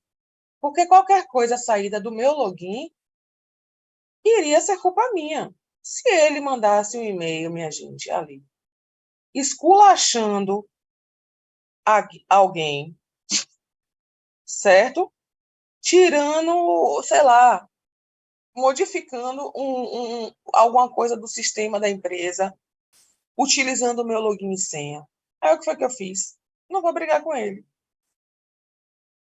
Eu pedi que colocasse um bloqueio de inicialização no meu computador. Porque você pode fazer isso, certo? Meu computador só inicia quando eu boto uma senha minha, que não é meu login, não é minha senha normal. Ele não inicia sem eu botar aquilo dali. Por que eu fiz isso? Por uma questão de proteção minha, obviamente, e de proteção da própria empresa. Porque senão depois poderia fazer o quê? Sai alguma coisa no mundo daquele login. Foi Fernanda. A Fernanda não estava aqui no dia. Tem câmera que comprova que eu não estava aqui no dia. E era um diretor pedindo para usar. Aí poderia até entrar a questão do assédio moral. Ele me forçou a dar a senha a ele. Certo? Então, como meio de proteção, como forma de proteção, eu coloquei essa senha de inicialização no meu computador, prezando aí pela data compliance. Certo? Vamos lá. E qual é a importância aí do compliance, então, para essas empresas, de um modo geral? Vai promover aí, proporcionar um monitoramento preventivo de conflitos e riscos. Quando eu consigo, gente, trabalhar com a proteção, eu consigo, de alguma forma, evitar conflitos, eu estou no lucro. Eu estou prezando pela empresa. Eu estou impedindo, de algum certo modo, que ela tenha prejuízos posteriores com ações judiciais, com pagamento de indenização, certo? Com uma série de coisas, certo? Eu vou estar trabalhando também em compatibilidade com o direito, evitando multas, evitando processos. Só um pouquinho aqui, gente.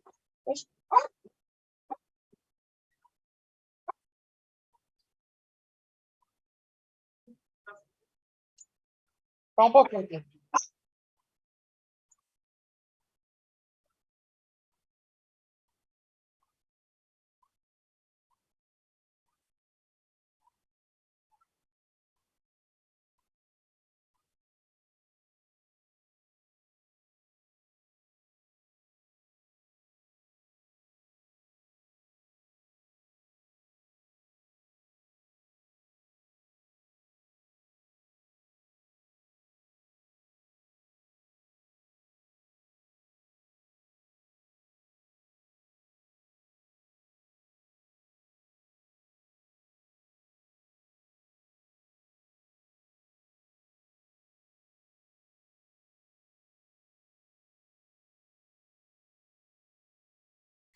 Gente, desculpa aí que o cachorro ouviu batendo na porta e ele ficou doido aqui, certo? Mas já tá preso de novo. Eu tinha se soltado. Vamos lá. Então, quando eu faço essa tentativa aí de prevenção, a chance de eu ter problemas futuros é muito menor. Então, a base do compliance, se a gente pensar, é justamente trabalhar na prevenção. Prevenção de riscos, prevenção de conflitos, prevenção de problemas, certo? Que evitem o crescimento da empresa, que atrapalhem o andamento das atividades dela, certo? Além do que, ao atuar respeitando as normas de compliance, eu vou evitar multas, eu vou evitar processos cíveis, processos criminais. Uma situação para vocês, aqueles casos das lojas de departamento. Riachuelo, C&A, Renner, Marisa, certo? Líder, o que vocês quiserem aí. A pessoa sai e o alarme toca do que você acabou de comprar. O alarme toca. Não raras as vezes que aconteceu do segurança aí, com toda a truculência do mundo, falar: mostra aí o que é que você está pegando, o que é que você está levando aí. E já faz um escarcéu com a pessoa na porta da loja. E muitas vezes era o quê? O funcionário do caixa esqueceu de tirar o alarme. E o alarme toca, óbvio. Aquela empresa, quando ela submete o cliente à situação de vexame, de uma abordagem de pegue aí, eu quero ver, na frente do mundo, ela está observando as normas de compliance? Não. Se o segurança, por sua vez, primeiro, a pessoa do caixa tirasse o alarme, depois ela conferisse que foi tirado, e se ainda assim não tirou por algum erro, por algum equívoco, que pode acontecer, todo mundo ser humano, todo mundo pode errar, a pessoa, o cliente está saindo, e o segurança vê que toca, e o segurança fala: senhora, deixa eu só ver aqui, porque pode estar com um alarme aí, a senhora depois não vai poder nem utilizar, porque não sai, se não rasgar. Volte ali no caixa, dê uma olhadinha. Com um trato mais amistoso, não agressivo. Aí entra também, né, minha gente, na comunicação não violenta, de uma forma a conduzir aquela situação para resolver e não para criar problemas. Ele está evitando nada ali um processo civil que vai gerar um pagamento de uma indenização. Quando eu observo o pagamento regular dos meus empregados, contemplando tudo o que é devido, eu estou evitando futuros problemas trabalhistas. Quando eu faço meu recolhimento de imposto da forma correta, eu estou evitando multa da Receita Federal. Então, a compliance é isso, é essa prevenção. Eu vou proteger a todos. Isso aqui também que eu boto aí, gente, é ajudar a proteger dirigentes e gestores de responsabilizações por culpa exclusiva do subordinado. Isso aqui eu levo muito ao pé da letra desde quando eu comecei a trabalhar com licitações. Eu sou responsável jurídica pelo setor de licitações do conselho que eu trabalho, há quase 10 anos já, por mais de 10 anos.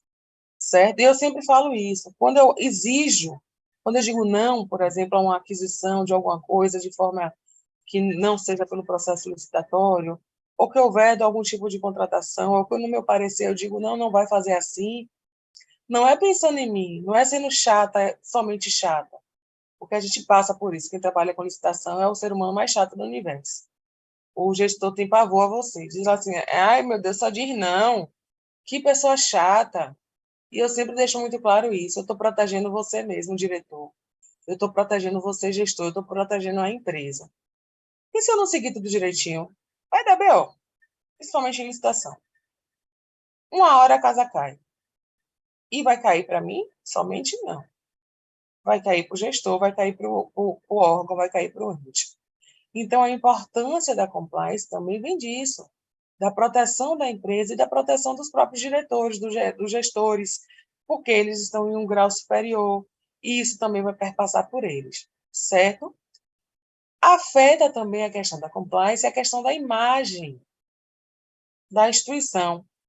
O Carrefour, quando teve a questão do cachorro, e que depois teve a questão do senhor que foi assassinado, do homem que foi assassinado, as ações do Carrefour caíram assustadoramente no mercado.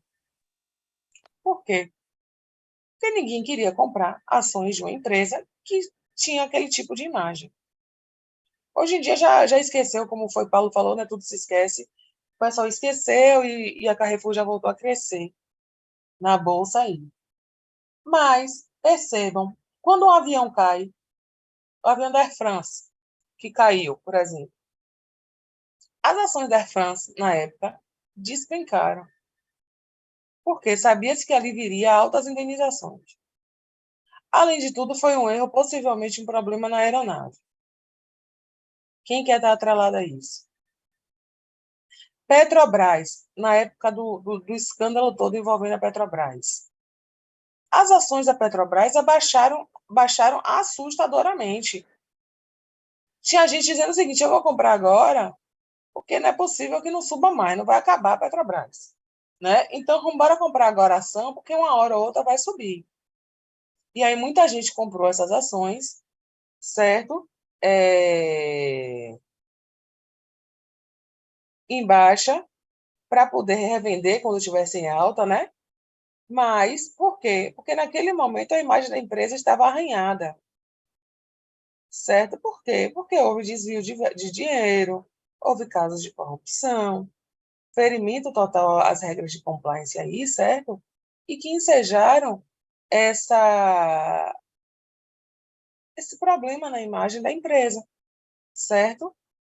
Quando eu sigo as regras de compliance, quando eu ando toda direitinho, eu atraio mais parceiros de negócio, eu atraio mais profissionais, investidores, como eu falei, a questão da própria bolsa de valores, certo? Que você, quando tem escândalos, há uma queda nas ações, certo? Por quê? Porque a imagem está arranhada, ninguém quer se atrelar àquilo ali, para poder não ter nenhum tipo de problema. É que nem, minha gente, esses digital influencers, quando um digital influencer desse passa por um escândalo grande, tem um problema grande, ele perde ou não perde clientela, anunciante com ele, marcas interessadas para poder fazer propaganda? Perde. Por quê? Porque ninguém quer atrelar a imagem. Ninguém quer ficar preso a uma empresa que não preze por determinados, hoje em dia, valores, que deixe de observar determinadas de determinações legais, determinações legais ficou feio. Mas, enfim, é isso, certo? Então, a importância do compliance perpassa por tudo isso daí, certo? E por isso se faz tão importante as observâncias aí do compliance. Deixa eu passar aqui. Além do compliance interno, do compliance externo, a gente tem o compliance jurídico também. E qual é a característica dele e as bases legais desse compliance jurídico? Vamos lá. Primeira da nossa aí é a resolução 2554 de 98 do Bacen, certo? Essa resolução, ela trouxe a implementação de sistemas de controles internos em empresas e em entidades bancárias, principalmente, certo? Aqui, verificação sistemática de dados de sistemas, a adoção e o cumprimento de procedimentos de segurança, de proteção de dados, de transações que são realizadas, certo? Avaliação de riscos também, certo? Tanto verificando fatores externos e internos que poderiam ocasionar riscos à atividade daquelas empresas, daquelas instituições bancárias, certo? Além de mostrar quais são as responsabilidades de cada pessoa frente àquilo dali, as pessoas que trabalham naquela atividade, certo? Aquelas que têm um cargo, uma função naquele local, certo? Aí foi a nossa primeira base jurídica, realmente, certo? A nossa primeira direcionamento em relação ao compliance no Brasil. A lei de colarinho branco, que se seguiu aí, certo? Ela traz para a gente a definição dos crimes contra o sistema financeiro nacional. Essa lei, ela vai trazer, por exemplo, o crime de moeda falsa, divulgação falsa contra instituição financeira, gerência fraudulenta de instituição financeira, emissão de título ou valores imobiliários, certo? Tudo o que se liga, pessoal, principalmente aqui, certo? A questão de crimes praticados em relação ao sistema financeiro nacional vai estar aí constante, certo? Nessa lei do colarinho branco. Aqui a gente vai ter a responsabilidade, certo, do controlador, do administrador da instituição financeira, certo? Que serão aí responsabilizados pelas práticas que façam, por exemplo, emitir moeda fora da previsibilidade, certo? Ou emitir moeda falsa. Ou você trabalha dentro de um banco e divulga que um outro banco lá vai quebrar por isso, isso e isso. Ou que o seu próprio banco vai ter algum tipo de problema, certo? Então, tudo isso daí é possível de ser apurado pela lei de colarinho branco, certo? Até aqui tudo ok, gente? Posso continuar tranquila? Tá de boa? Vamos lá, então. Passa. A gente também tem a lei de lavagem de dinheiro, certo? Aqui vai tratar de lavagem de ocultação de bens, dinheiros e valores, certo? E que é o seguinte, tem muita gente que, por exemplo, compra um monte de imóvel, do nada, para mascarar o quê? Dinheiro obtido por meio ilícito, dinheiro que veio de forma ilícita, certo? Tanto que hoje em dia, quando a pessoa compra um imóvel, na escritura que é lavrada no cartório, tem lá falando que aquilo ali não tem nada a ver com que a aquisição daquele imóvel não tem nenhum tipo de ligação com crime de lavagem de dinheiro.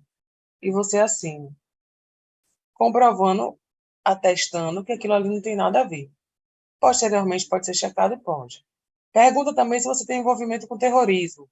se você tem envolvimento com pessoas ligadas a partidos políticos ou se você faz de partido político ou se você é político, certo? Foram formas que o mercado imobiliário encontrou para tentar coibir práticas de lavagem de dinheiro. Além do que, o corretor de imóveis, por exemplo, quando ele faz uma venda em dinheiro à vista de imóveis superiores a R$ 100.000, eles têm que declarar ao COAF, que é um ente do governo, certo? Que regula essas transações, sobretudo em dinheiro, a fim de evitar a lavagem de dinheiro, certo?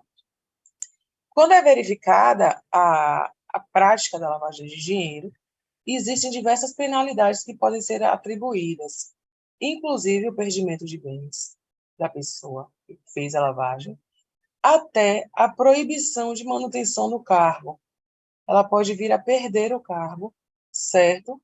Por conta da prática de lavagem de dinheiro ou da não coibição da prática de lavagem de dinheiro. Tem um termozinho na lei de lavagem que é The Ostrich, eu esqueci, The Ostrich don't see, alguma coisa assim, que é, eles pegaram bem a concepção literal do quê? Que o avestruz com a cabeça enfiada na terra. Como assim? Se você chega, por exemplo, numa concessionária para comprar 20 carros, 20 BMWs à vista, o funcionário que está ali vendendo, ele vai desconfiar ou não vai desconfiar que aquele dinheiro ali não é um negocinho sério? Ele pode desconfiar, não pode?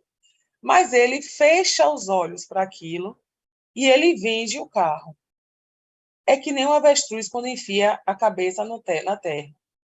Ele não está vendo o que está acontecendo, e já que ele não está vendo, ele não teria, em regra, certo, culpa por aquilo dali. Ele não seria processado e julgado por aquilo dali, porque ele vendeu, ele fez aquela venda, ele fez a transação, certo, sem que ele soubesse a origem daquele dinheiro. A lavagem de dinheiro vai estar muito atrelada à ideia da origem do dinheiro naquela negociação. Certo, gente? Vamos lá. Temos também aí a chamada lei anticorrupção, que também faz aí parte do compliance jurídico, certo? E que vai trazer tanto a responsabilização da empresa quanto a responsabilização da pessoa física, individualmente falando, certo? Quando praticar atos contra a administração pública, seja ela nacional ou estrangeira, certo? Que ocasionem prejuízos, que sejam configuradoras de crimes de corrupção, certo? Ainda vai bater a meta do mês, né, Elo? Pois é. Exatamente, não quero nem saber. Quer comprar os carros, vá tudo embora, né? Essa responsabilização, gente, quando ocorre a corrupção, né? Todo mundo tem que responder por aquilo dali. Por isso que vocês, enquanto jurídico, de qualquer empresa que vocês vão trabalhar, de qualquer órgão público, sejam chatos, sejam insuportáveis, só não sejam presos. A minha máxima é essa, certo? Quando a gente vê alguma coisinha, como eu trabalho diretamente com licitação, então, infelizmente, isso, Felipe, vira e mexe, acontece na OAS também, acontecem situações que licitantes, acostumados com outras empresas, tentam ganhar naturalmente a licitação. Como assim? Teve uma determinada licitação que eu fiz, que eu estava fazendo, que a aquisição era de mais de 1 milhão. Aquisição de um material lá para o órgão. E aí, um belo dia, antes da licitação ser aberta, eu recebi um telefonema via WhatsApp. Eu nem atendo o telefone de WhatsApp de quem eu não conheço. Mas estava ligando tanto que eu atendi. Aí, quando eu atendi, um cidadão disse: Bom dia, é a doutora Fernanda? Eu disse: É sim, quem é? Aqui é fulano. Eu disse: Da onde? Aí ele: Eu sou da empresa tal, que vai participar da licitação que está fazendo aí para comprar tal coisa. Eu disse: Sim, pois não. Quem lhe deu meu número? Não, porque eu consegui seu número. Eu digo, consegui o meu número com quem? Pois é, Ângelo.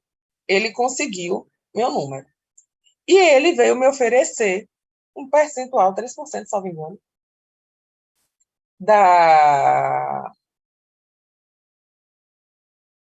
do valor da aquisição para que eu modificasse o edital que fosse, então, direcionado para a empresa dele. É corrupção ou não é corrupção isso aí, minha gente? Ato claro e evidente de corrupção. Ele tentou me corromper. Eu fiz o maior escândalo, como não deveria deixar de ser, né? Que eu não queria, não tem muito sentido aquilo dali, minha consciência vale muito mais, certo? Uma outra feita, não sei se esse daí eu contei na sala, Ângela. Eu estava fazendo uma licitação de agência de viagem. E a gente tinha um fornecedor há muitos anos já de passagem, certo? O caso dele aí, ele tentou me corromper, foi corrupção passiva. Se eu aceitasse, era corrupção ativa, certo? Esse cara da empresa de turismo, ele já era fornecedor da gente há muitos anos e o contrato tinha chegado ao fim, e aí a gente foi fazer uma nova licitação. Na licitação, ele percebeu que ele ia perder a licitação, porque tinha uma outra empresa que estava oferecendo um preço melhor. E aí o que acontece? Ele, do nada, ele levanta de lá e faz assim, doutora, eu posso conversar com a senhora? Aí eu disse, pode falar. Aí ele fez assim, não, eu queria falar em particular. Aí eu falei, veja bem, meu senhor, estamos numa sessão pública de licitação. Eu não posso conversar em particular com o senhor. O que o senhor tiver que falar comigo aqui, o senhor tem que falar na frente de todo mundo. Não, doutora, é rapidinho. E ele com o celular na mão.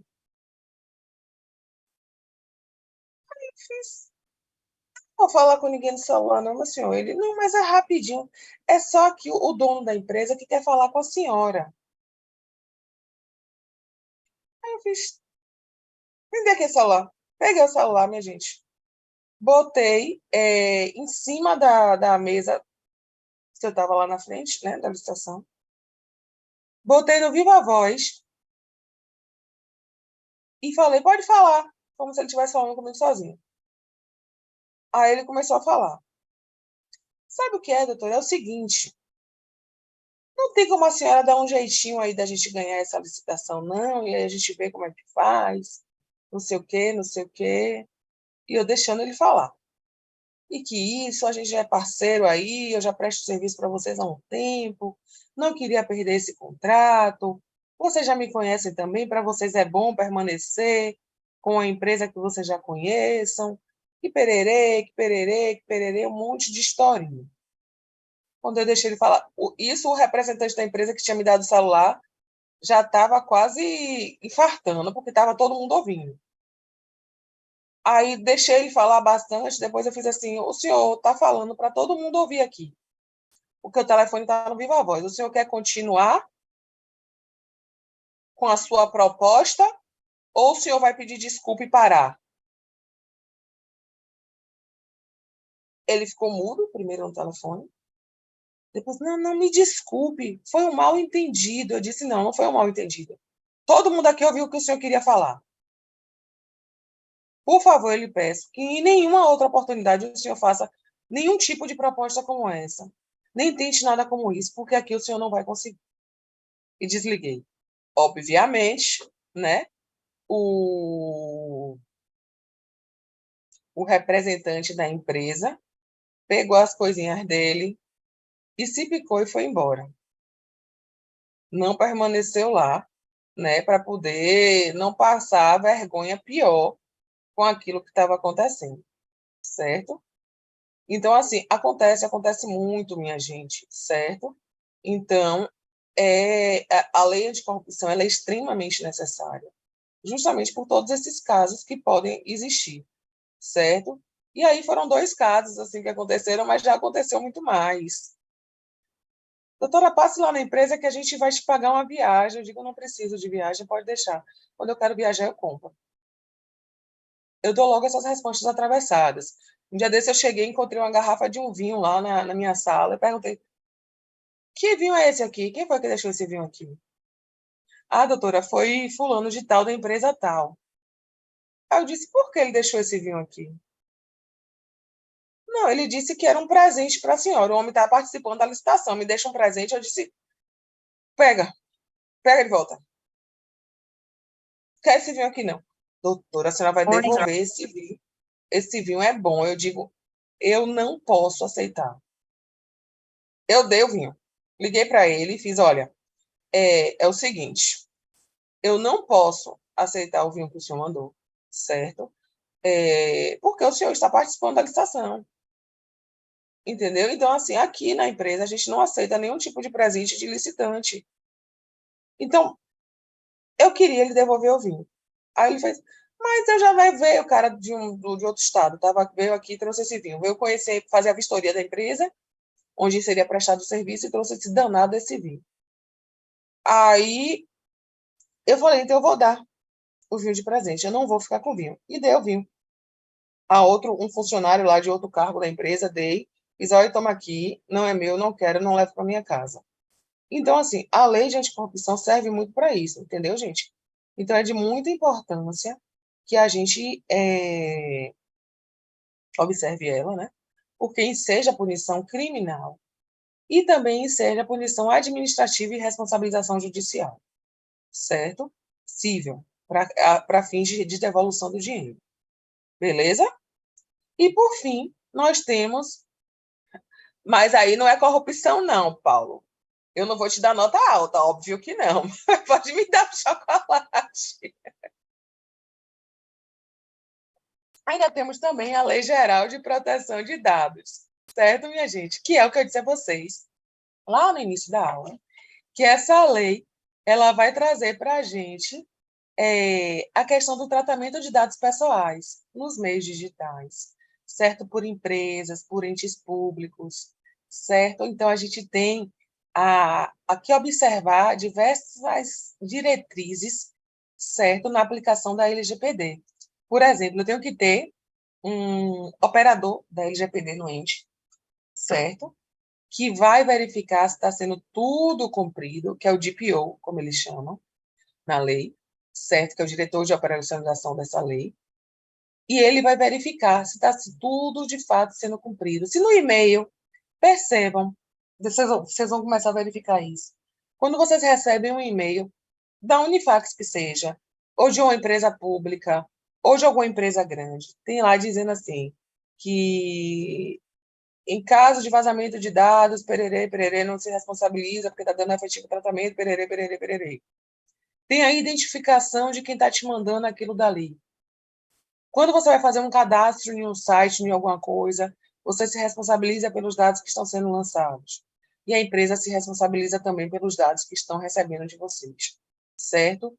Aqui, o principal foco da LGPD é a proteção da liberdade, da privacidade e dos direitos de personalidade, que não podem ser expostos por uma desídia, por uma falta de cuidado, certo? De uma empresa, quando ela não cuida direito do tratamento dos dados que lhe são entregues. Pode ser que você pegue uma pasta de uma pessoa com todos os documentos dela, que ela te levou para te entregar para fazer um cadastro, e você perca a pasta daquela pessoa.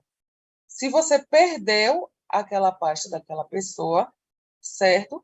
Você vai ter que dar conta daquilo dali e você pode ser responsabilizado por aquilo dali, certo, minha gente? Então, tudo isso daí vai estar dentro da Lei Geral de Proteção de Dados. Por exemplo, quando no Conselho a gente tem umas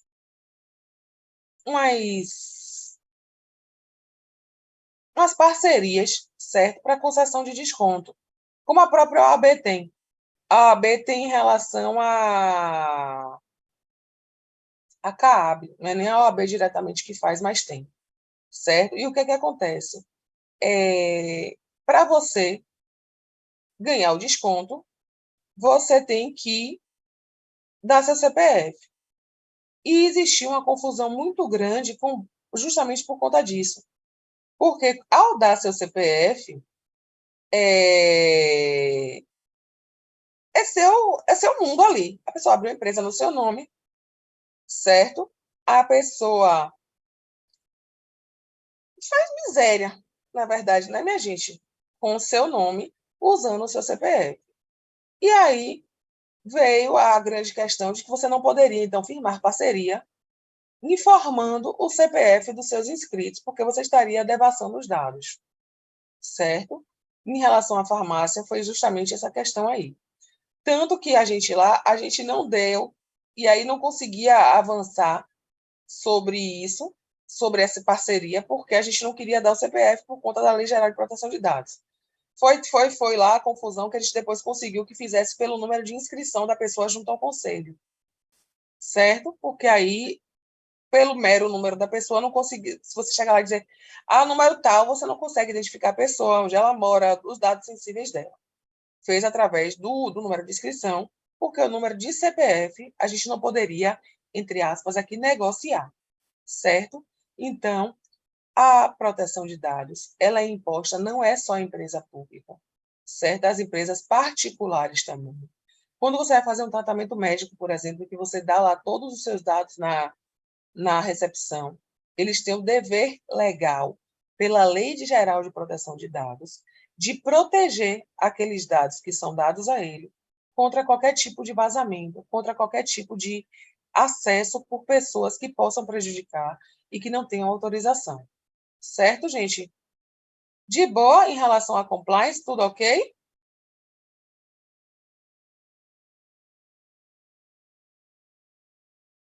Tranquilo, pessoal? Então, era isso que a gente tinha para hoje, para falar sobre compliance.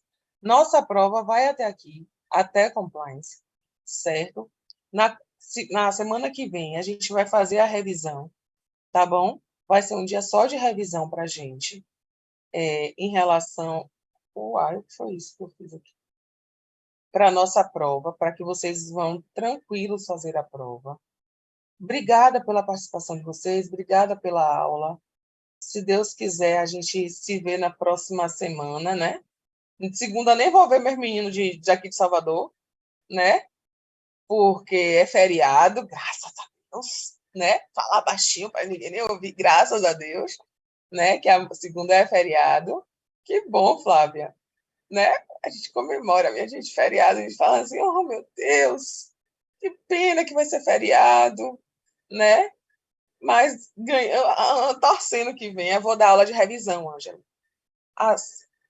na próxima quinta, né? A gente diz que não quer o feriado, mas quer bastante, quer muito, né? Então, fiquem com Deus, por favor, se cuidem.